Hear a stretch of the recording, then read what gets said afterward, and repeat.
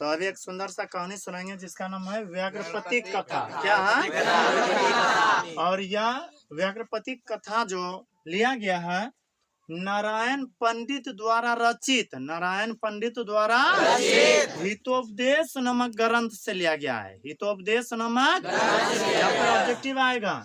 हितोपदेश ग्रंथ की रचना किसने किया? नारायण पंडित। व्याघ्रपति कथा को कहाँ से लिया गया है? हितोपदेश नामक ग्रंथ से। हितोपदेश नामक ग्रंथ से। तो इसमें मुख्य रूप से यह सीख मिलेगा कि मनुष्य को लोभ करना चाहिए या नहीं करना चाहिए। ऐसे सब लोग जानता है कि लोभ मनुष्य के लिए ठीक नहीं है, लेकिन फिर भी ना चाहते हुए मनुष्य लोभ में आकर के कुछ ऐसा कर बैठते हैं जिससे कि काफी जान धन या बहुत कुछ की हानि हो जाते हैं। तो ध्यान से समझना है। फिर से एक बार बोलते हैं, व्याघ्रपति कथा का मतलब क्या हुआ? बाघ और पंडित की कहानी। और व्याघ्रपति कथा को कहाँ से लिया गया है? यानी कि नारायण पंडित द्वारा रचित हितोपदेश नामक ग्रंथ से लिया गया है। और इसमें एक बूढ़ा बाघ और पथिक, पथिक होता है कोई व्यक्ति जो कि इधर उधर घूमते, एक तरह से पंडित के समान होते हैं। पथिक का मतलब पंडित। तो इसमें एक बूढ़ा बाघ और पथिक की कहानी है। बूढ़ा बाघ और पथिक की कहानी है। एक समय की बात है, एक समय की बात है। एक बूढ़ा बाघ स्नान करके एक तालाब के किनारे एक हाथ में कुश और एक हाथ में कंगन लेकर बैठे थे। एक हाथ में कुश और एक हाथ में कंगन लेकर के बैठे थे।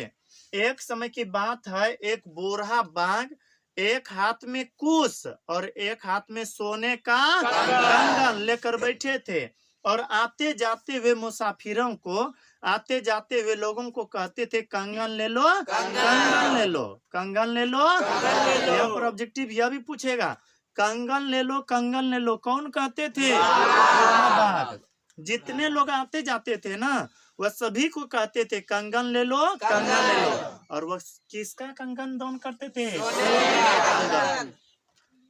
तो बहुत सारे लोग देख देख करके ही भाग जा रहे थे। लेकिन एक दिन एक पथिक, लोभी पथिक था, एक लोभी व्यक्ति उस बाघ को जब देखा कि कह करके चिल्ला रहे हैं कि कंगन ले लो, कंगन ले लो, हम दानी है, कंगन दान करते हैं।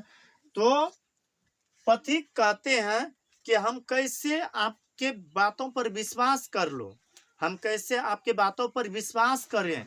आप तो एक हिंसक जानवर है, आप एक हिंसक जानवर, आप किसी भी प्राणी को खा लेते हैं, पर हम आप पर विश्वास कैसे करें? तो कहा कि नहीं, हम ऐसा नहीं है।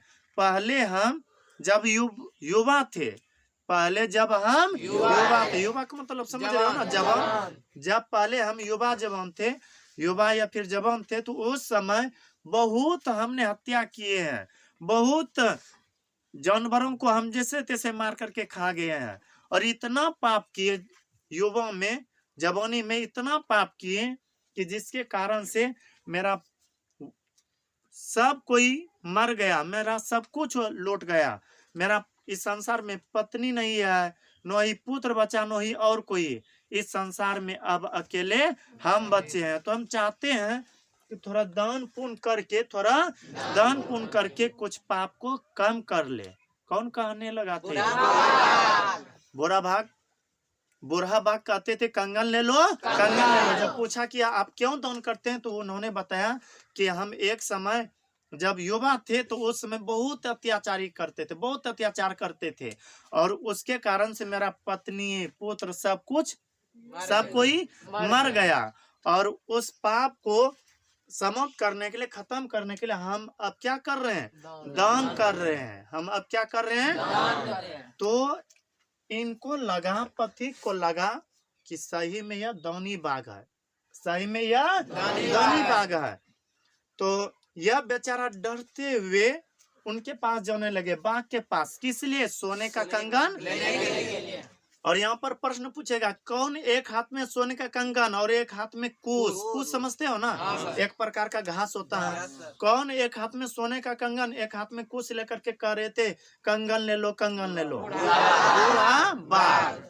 तो पथिक धीरे धीरे डरते हुए जाते हैं बाघ के पास। तो उन्होंने उस पथिक ने बाघ के पास जाकर के कहा कि दीजिए हमें कंगन। बोला कि नहीं, हम बिना स्नान किए हुए व्यक्ति को कंगन नहीं देते हैं, क्योंकि यदि हम बिना स्नान किए हुए व्यक्ति को कंगन अर्थात दान देंगे तो फिर हमको ज्यादा पुण्य नहीं मिलेगा। हमें तो पुण्य कमाना है, पुण्य न प्राप्त करना है। इसलिए आप थोड़ा इस तालाब में स्नान कीजिए, उसके बाद हम इस सोने के कंगन को दे देंगे। तो वह लोभी पथिक लोभ के कारण से, सोने के कंगन के लोभ के कारण से इस तालाब में स्नान करने के लिए आते हैं, इस तालाब में स्नान करने के लिए आते हैं। और जैसे ही उस तालाब में स्नान करने के लिए प्रवेश किया, कौन? पथिक। इनको यह पता नहीं था कि पानी के नीचे क्या है, पानी के नीचे क्या है। तो जैसे ही स्नान करने के लिए उतरे ना, तो इसका पैर कीचड़ में फंस गया। इसका पैर किस में फंस गया?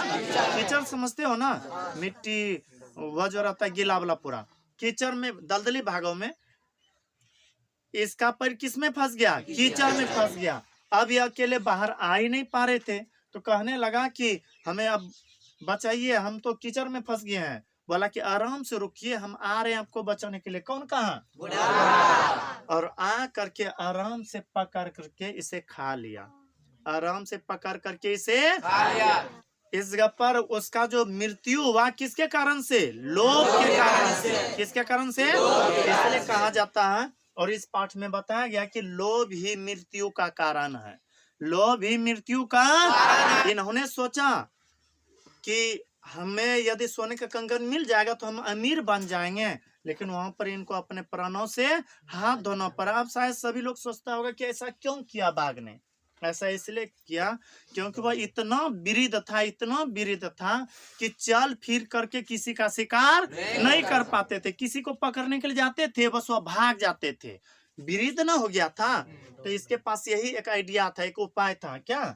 सोने का कंगन दान करेंगे, लोभ में कोई न कोई आएगा और उसको पकड़ पकड़ करके खा लेंगे।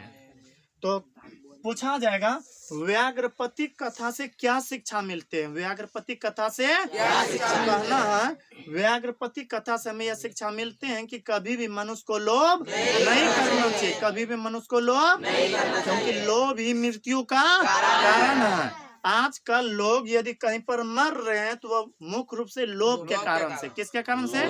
जैसे देखो, बहुत सारे लोग अपने प्राणों को बचाने के लिए इलाज ठीक से नहीं करवाते, मर जाते हैं। अपने प्राणों को बचाने के लिए ठीक से सेफ नहीं रह पाते, मर जाते हैं। तो याद रखना है, लोभ ही मृत्यु का क्या है? अभी हमसे ऑब्जेक्टिव पूछा जाएगा, व्याघ्रपति कथा को कहां से लिया गया है? हितोपदेश ग्रंथ से। हितोपदेश ग्रंथ की रचना किसने किया है? व्याघ्रपति कथा को कौन से लिया गया है? नारायण पंडित द्वारा रचित हितोपदेश नामक ग्रंथ। कौन बूढ़ा बाघ के लोभ में आ गया? कौन सोने की लोभ में आ गया? पथिक। कौन आ गया? पथिक। कौन एक हाथ में सोने का कंगन एक हाथ में कूश लेकर के कह रहे थे कि कंगन दान ले लो, दान ले लो, हम बहुत बड़ा दानी है? कौन कह रहा था? बूढ़ा बाघ। समझ में आया?